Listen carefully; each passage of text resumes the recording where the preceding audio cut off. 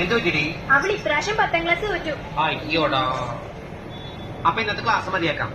നമുക്ക് നമസ്കാരം ചെയ്തിട്ട് പോയി മാലുവിന്റെ സങ്കടം മാറ്റാം. എന്റെ ഭൂമിദേവി വാടാ.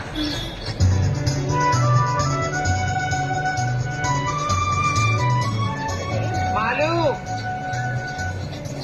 തോറ്റു എന്ന് പറഞ്ഞ് എന്തിനാണ് സങ്കടപ്പെട്ടിരിക്കണേ? സെപ്റ്റംബർ മാർച്ചിൽ നീ കിടക്കല്ലേ? ആദ്യ കൂതി പെത്താൻ പഠിച്ചാ പോരെ?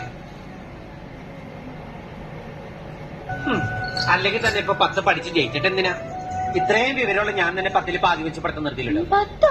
ഈ 5ാം ക്ലാസ് വരെയല്ലേ പഠിച്ചിട്ടുള്ളൂ? അതല്ലേ പറഞ്ഞ 10ൽ പാതിന്ന്. കണക്കറിഞ്ഞു പഠിപ്പിച്ചാശിനെ.